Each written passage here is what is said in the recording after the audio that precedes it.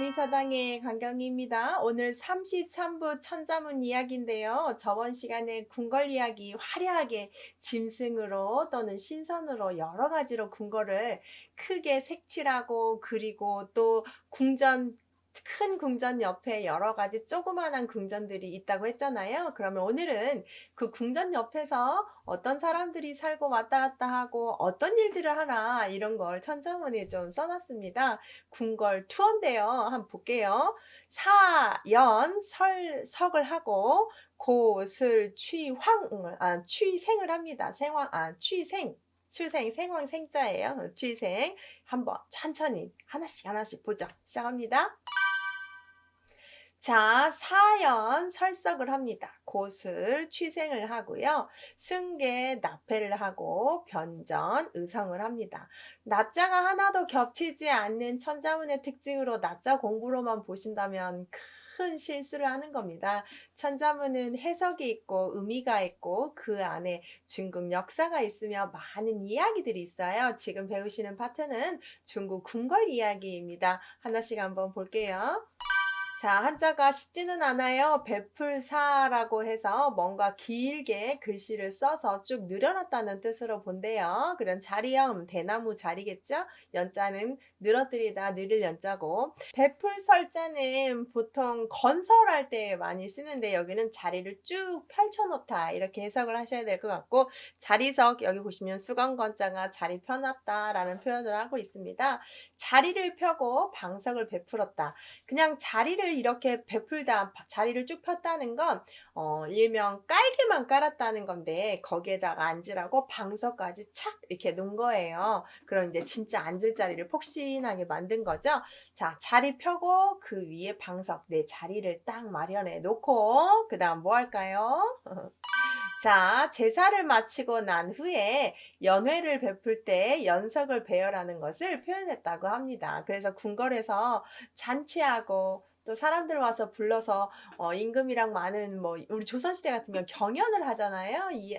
외우는 거 사서삼경에 대한 토론을 하고 시를 짓고 제사를 마치고 난 다음에 사람들 이렇게 모여서 우리 일명 뒤풀이라고 생각하면 되실 것 같아요. 그래서 궁궐에서 제사 많이 하죠. 조상을 잘 모셔야 대대로 나라가 유지된다고 생각을 했기 때문에 그래서 특히 제사 마치고 연회 베풀 때 이렇게 자리를 쭉쭉쭉 조금 더 나아가면 요즘은 우리나라도 그렇고 중국도 그렇고 좀 동양 쪽에서는 서열을 상당히 중요시하죠. 나이 중요하고요. 어느 큰 모임 갔을 때 내가 센터 가운데에 앉느냐 뒷주석으로 가느냐 뒷지르느냐 이런 것도 상당히 중요하게 생각하는 경향이 좀 있어요.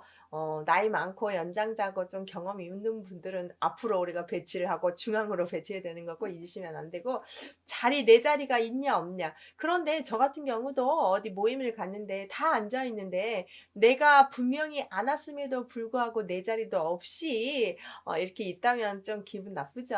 내가 오지 않았다면 내 자리 이렇게 비워놓고 있으면 내가 거기 앉으면 되는데 의자 자체도 없다면 존재감이 없는 것처럼 사람이 느껴지잖아요. 아마 그런 것처럼 제사를 마치고 난 후에 거기에 온 사람들을 다 이렇게 자리 하나씩 주면서 연애를 베풀었던 것 같아요. 연애를 베풀 때 먹고 마시고 춤추고 좀 해야겠죠? 그래서 바로 아랫줄에 보시면 두드릴고 원래 붓고 짜는 두드리다라는 뜻이 있습니다. 동사로 쓰면 비파슬, 가야금 같은 거고 또 불취, 생황, 생자입니다. 대나무로 만든 필인데요. 이것을 비파 연주하고 생황을 불면서 잔치를 하는 거죠. 임금과 신하가 하나 되면서 즐겁게 태평성대처럼 노는 거예요. 자, 조금 더 구체적으로 해석하면 빈객 손님이에요. 잔치를 베풀 때 생황과 비파를 차례로 연주하면서 궁의 흥을 돋구면서 아주 한몸이 되는 그런 궁궐에 잔치하는 모습을 그렸네요. 앞부분에서 궁궐에서 엄청나게 화려하게 잘 지어서 갑장 을장도 놓고 그 다음 방도 좀 싸러 그 신하들 방도 만들어 놓고 병사도 만들어 놓고 이렇게 했는데 이제 제사 지내고 연회 베풀고 앉아서 피리 불고 비파 연주하고 생황 불고 어떻게 좀 상상이 되시나요? 궁궐 모양을 좀 그리고 있습니다. 세 번째 자를 보시면 오를승 섬돌개 드릴랍 섬돌패입니다. 섬돌이라고 하는 것은 계단을 뜻합니다. 계단인데 왜 개자가 있고 패자가 있느냐? 당연히 쓰임이 다르기 때문에 그렇습니다. 보통 섬돌 개자는 밖에 있는 계단이고요. 섬돌 패자는 임금만 또는 중심들만 임금을 보러 오르내리는 그런 섬돌을 뜻합니다.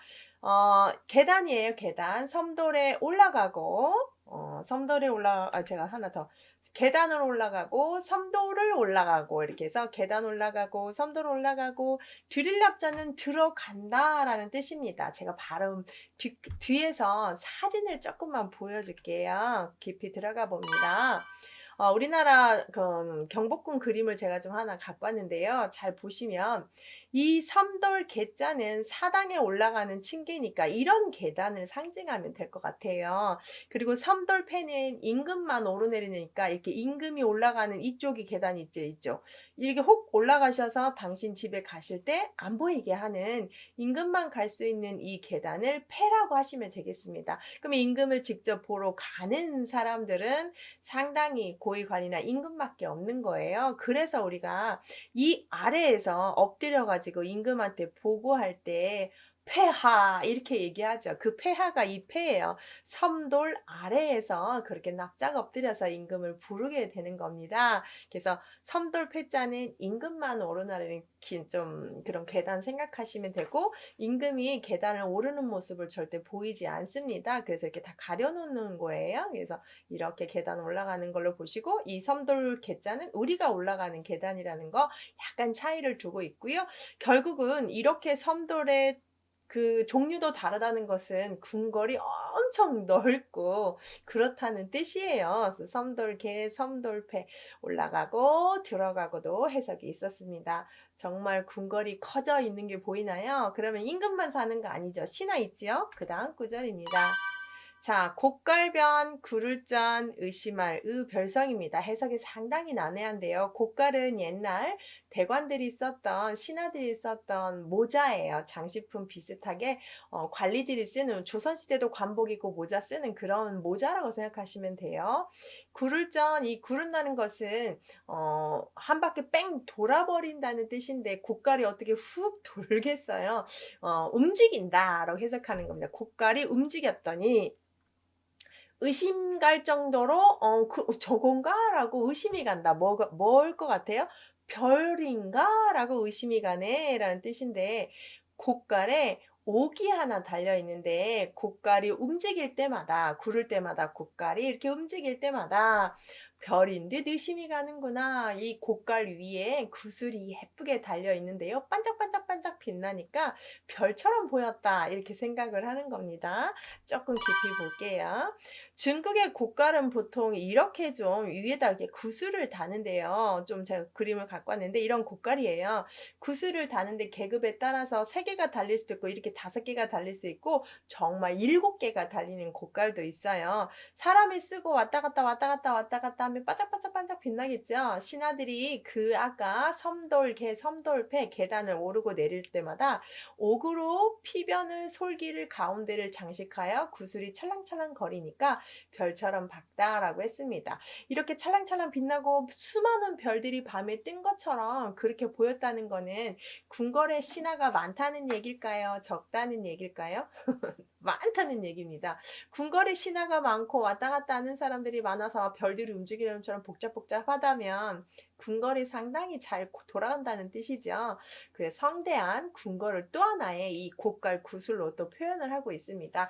그 정도로 임금을 보러 가는 신하들이 많았으며 그렇게 왕성하게 그 궁궐이 이루어지고 있다. 왕성한 전성기적인 좀 궁전의 모습을 천자문에서 보여주고 있습니다. 한자가 상당히 난해하고 해석도 쉽지는 않지만 전체적인 흐름은 궁궐 모양, 잔치하는 모양, 그 다음 궁궐에서 섬돌 모양 거기에 올라갔다 내려갔다 하는 신하들 모양입니다. 그래서 이제 신하들 이야기가 조금 나올 거예요. 궁궐에서 일하는. 자, 그 다음. 그래서 다음 시간에 오늘 33부 마무리하고 다음 시간에 그런 신하들 이야기 한번 해보지요. 감사합니다.